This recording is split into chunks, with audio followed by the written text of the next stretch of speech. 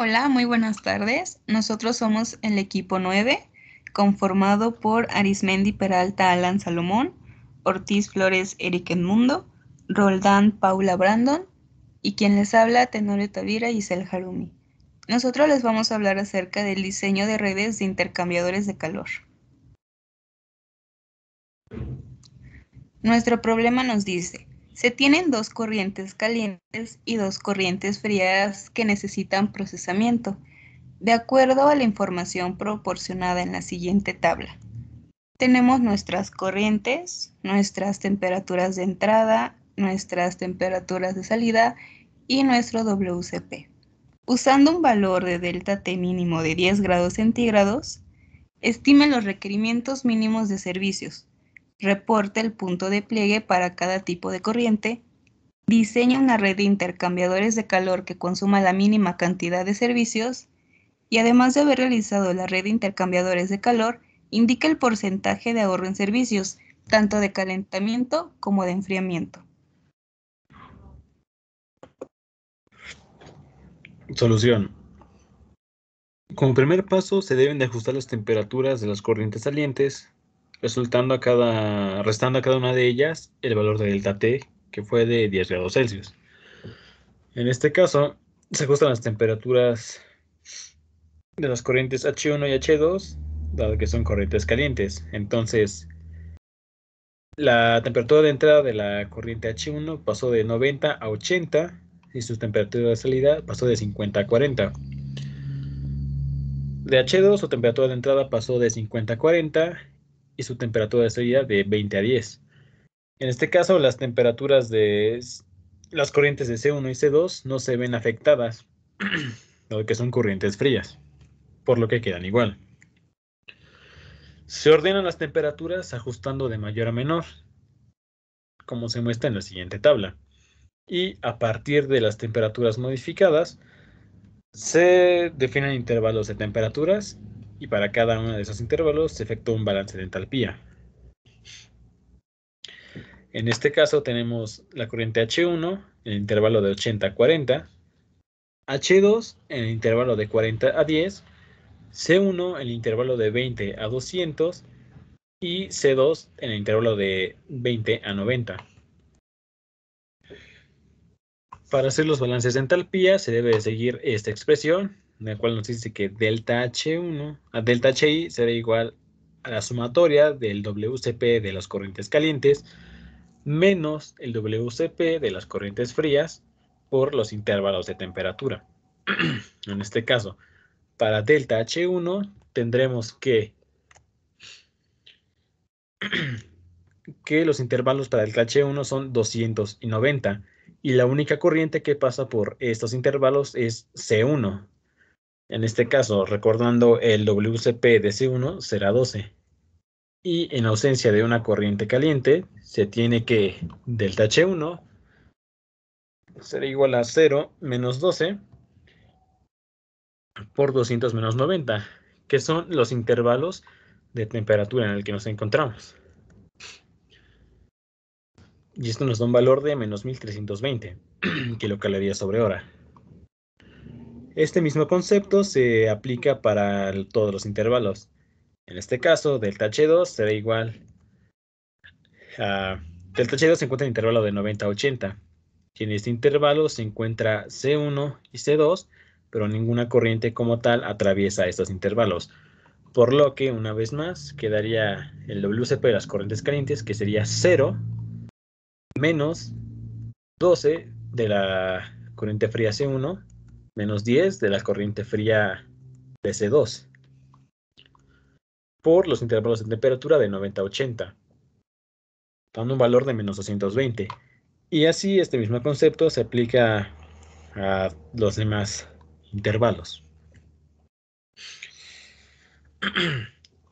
Ahora se procede a realizar un diagrama, en este caso un diagrama de cascada de calor.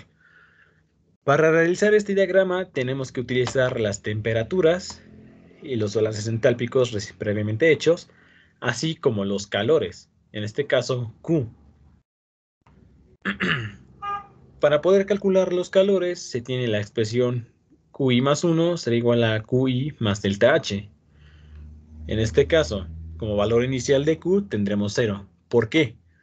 Porque inicialmente el problema no nos indica que exista alguna fuente de calor externa, por lo que la expresión de Q1 puede ser tomada como 0. Entonces, para el cálculo utilizaremos esta expresión, que sería para Q2, QI, que es la Q anterior, 0, más delta H, en este caso delta H1, que sería 0 más menos 1320 y nos da 1320. Para Q3 tendríamos el calor anterior, menos 1320, más menos 220, dando menos 1540. Y así sucesivamente cada uno de los calores. En este caso se puede notar que todos los calores están de manera negativa. Y esto no puede ser así, dado que sería una contradicción a la segunda ley de la termodinámica. Entonces, para poder arreglar este problema, se va a tomar el valor negativo más alto, que en este caso se encuentra en Q5, siendo menos 2240. Este menos 2240 lo tomaremos como nuestro valor de energía externa, al que vamos a suministrar al sistema.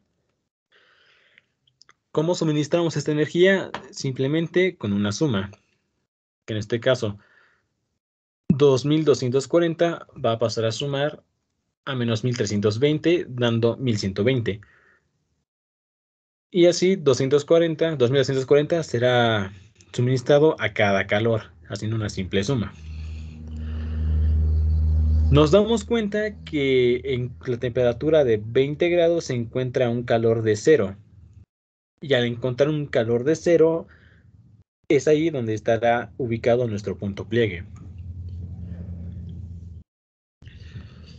Entonces, para tener el punto pliegue en las corrientes calientes, se tiene que volver a la expresión original. En este caso va a ser 20 más el delta T que le habíamos quitado, más 10, será de 30 grados Celsius. Entonces, el punto pliegue de las corrientes calientes será en 30. Mientras que las corrientes frías, como no sufrieron ningún ajuste, se queda igual, por lo que el punto pliegue de la corriente fría es 20.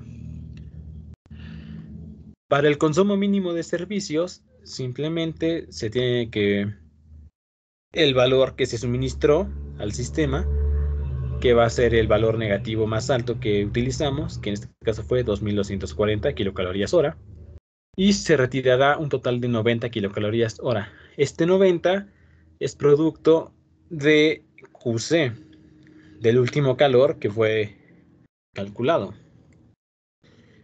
Y ahora se procede a diseñar la red de intercambio de calor, donde las corrientes que están por arriba y por abajo del punto de pliegue serán mostradas.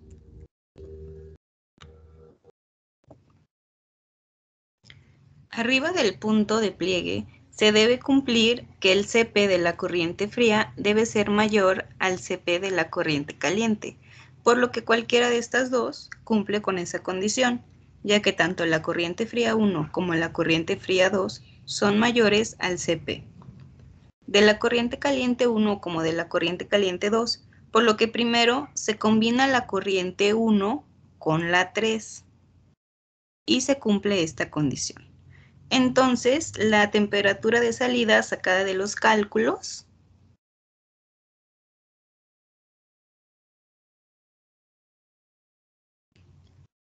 la temperatura de salida de la corriente fría 1 nos da de 50 grados, pero esta se debe calentar hasta 200 grados, lo que se debe añadir un calentador.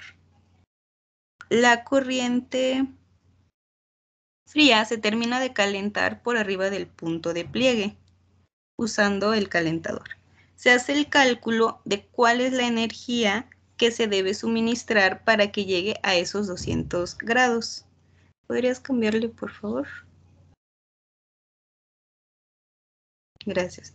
Entonces, da de 1800 kilocalorías por hora. Después nos queda esta corriente fría por calentar. Esta la combinamos con la corriente caliente 2. Se cumple la condición de que el Cp es mayor al de la corriente caliente.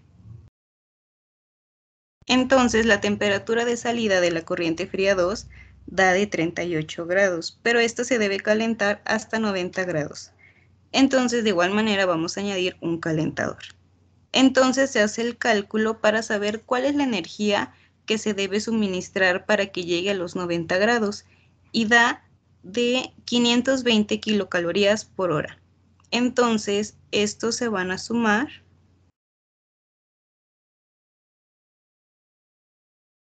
Tenemos que es de 1800 más 520 y da de 2320 kilocalorías por hora.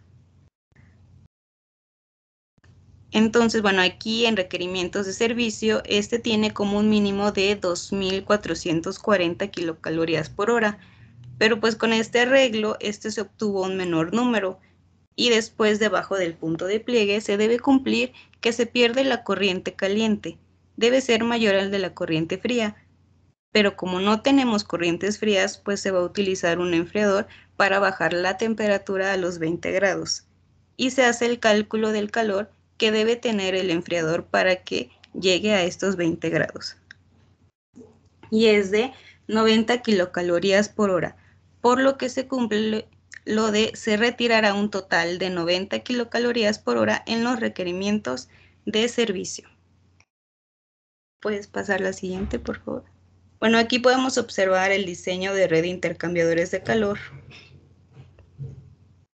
Y por último, tenemos lo que es el cálculo del porcentaje de ahorro de suministro mínimo de energía. Entonces, pues como se hace solamente arriba del punto de pliegue, se calculó que se debe suministrar 2320 kilocalorías por hora. Entonces se resta con el calculado de 2440. Se divide también entre ese mismo y obtenemos un porcentaje de ahorro mínimo de energía de 4.91%.